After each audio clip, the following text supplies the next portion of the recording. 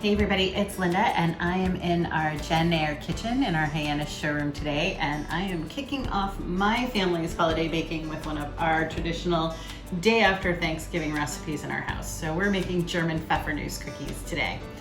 So I'll go through the ingredients, tell you a little bit about the cookies, the process, all of that fun stuff, and why I make them so early.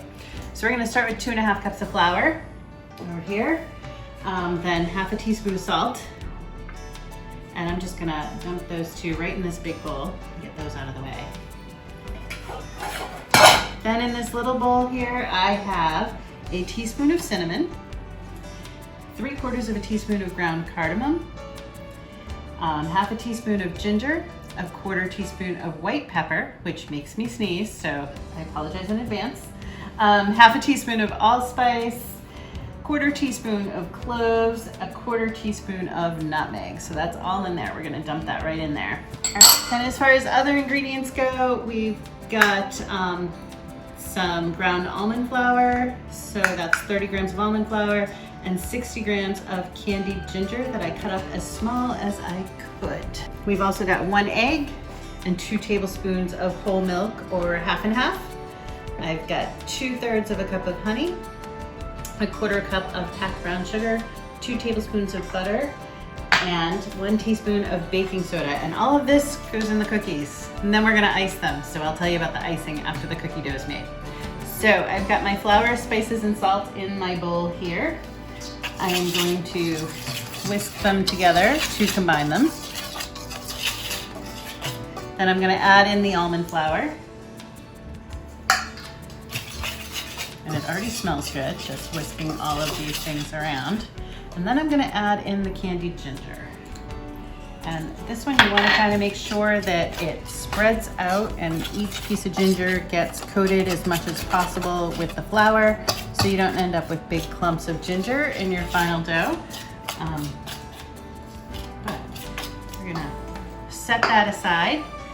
And the next thing that we're gonna do, I'm gonna go over to my stove and grab a pot. We're gonna melt together the honey, brown sugar, butter, and then take care of our eggs. So I'm gonna add, like I said, 2/3 of a cup of honey. So there's my brown sugar and my butter. We're gonna take those over to the stove and melt them. There we go. So we're just gonna put this on medium-low and stir while these melt. And while they're doing their thing, I can tell you a little bit about the Pfeffernüsse cookie.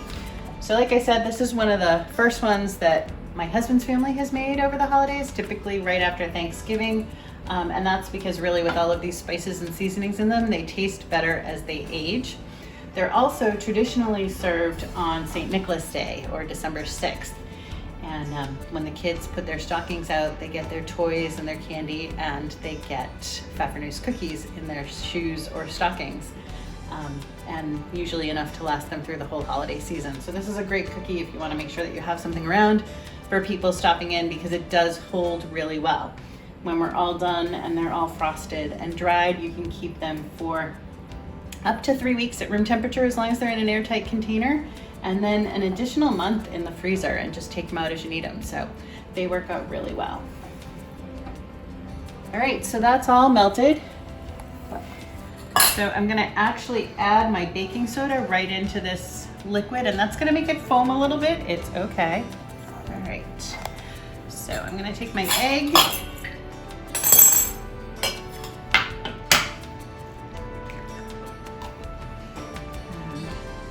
Whisk it together with my milk. And again, I'm using half and half, but half and half or whole milk, either one is fine in this case. So now that this is all mixed up, I'm gonna actually add the honey and sugar and butter mixture to my flour. Make sure it's pretty dry at this point. That's okay, because we still have that egg and milk to add in. So get that together a little bit more, and we'll add that in. Once you get this all combined, you're gonna actually just wrap it in saran wrap and let it rest for about 30 minutes, and then we'll come back and make our cookie balls. While it's resting, preheat your oven to 375. So by the time your dough is rested, your ovens will be preheated and ready to go. All right, I'm gonna pop this in the fridge for half an hour and we will come back and take a look at it and get our cookie balls ready to go. All right, so it's been half an hour and we are gonna go ahead and get these cookies into the oven. So like I said, preheat your oven to 375. We're gonna take a not quite full scoop of cookie dough here. We wanna make about 1-inch balls. So we're just gonna roll them out. We're gonna space them 1 inch apart on our cookie sheet. All right, so we finished rolling these out. I am going to pop them into my preheated oven. Again, that's 375. We're gonna give them about 9 minutes.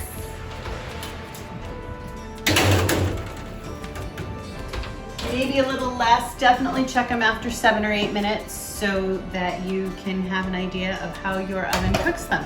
All right, so we're gonna take these cooled cookies and we are going to ice them. And you can actually ice them 2 different ways.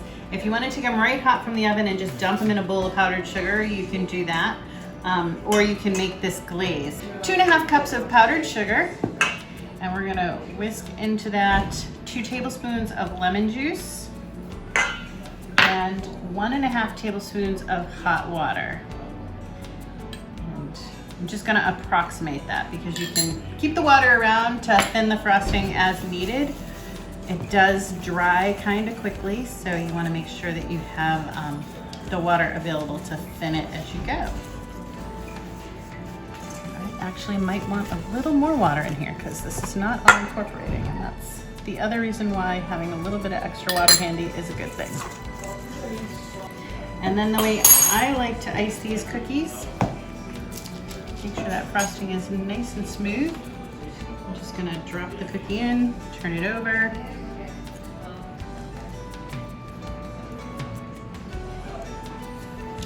Scrape it off and pop it on the cookie sheet.